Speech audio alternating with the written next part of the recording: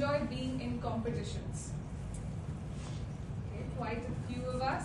How many of us like winning those competitions? Me too.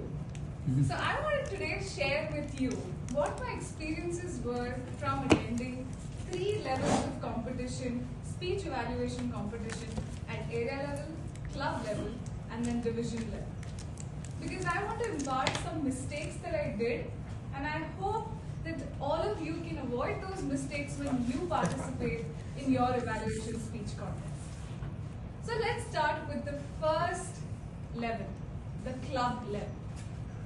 At the club level, there was the test speaker who came from a club who spoke about his journey of being in another country where his language, the way he communicated, wasn't accepted very well.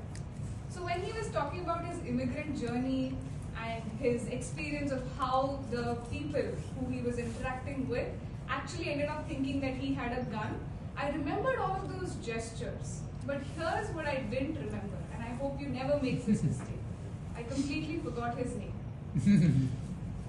So when we were taking our notes as part of our evaluation speech contest, I couldn't remember the name of the test speaker.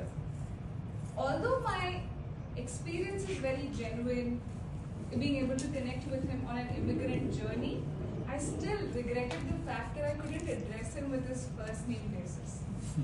My learning here even then was the fact that if you don't remember somebody's name, it's still okay as long as you give a very genuine and heartfelt evaluation to that person.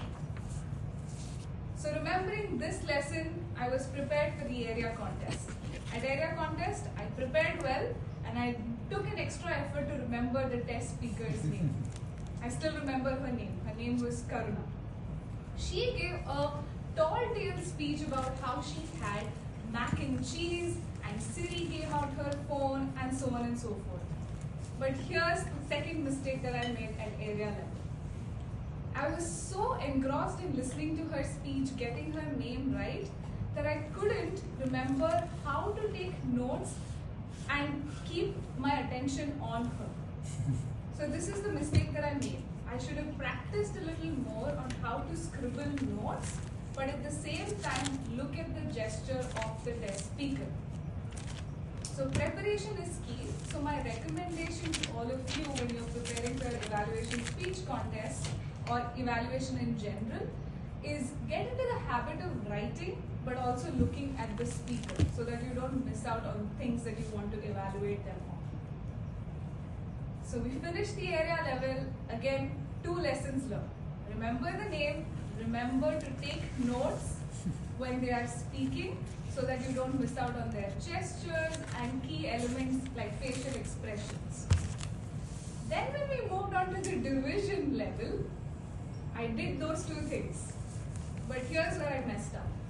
I messed up to get into the mindset that I needed to be in to come into the rooms. So here's what happened. When we came to the division contest, the contest chair did not randomize the order of people who are going to speak that day. So whatever was on the agenda is how they got placed. So my number was last in 7th, which was a pretty good deal because you get that much time to prepare and think through. But I didn't utilize that time well enough. So when I went outside, I started speaking to the sergeant at arms that I met for the first time.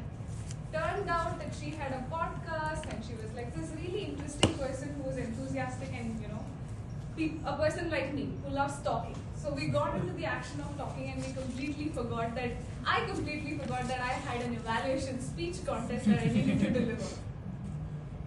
So while I got my paper back, I was still in that excitement mode.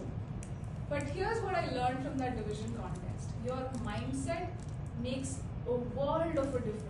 Because when you come into that room thinking and knowing that you want to be genuine in the feedback that you want to give and reminding yourself all the feedback that the club members gave you when I did my Melee speech, I didn't incorporate those elements of slowing down my pace. I very well remember that I rushed through my summary as well. So in conclusion, I want to leave you with 3 things. RPM. Remember the name of the test speaker or speakers in general when you're giving an evaluation.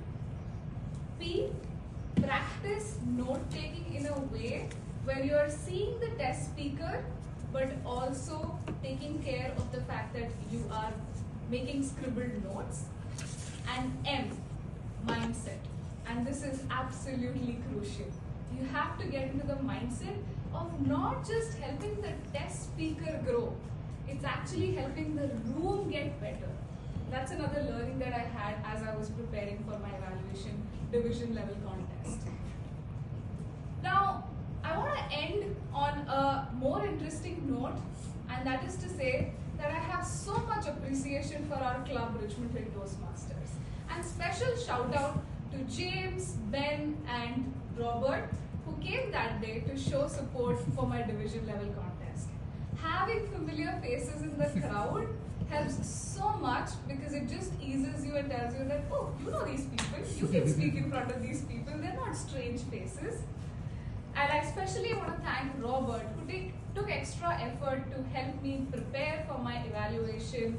Even when I was giving the Mailey's evaluation for my feedback on how my evaluation was, he helped me a great deal. I felt like a boxer, and you know how they have the coaches on the ring who are just like dabbing the person? That's exactly how I felt when Robert was preparing me.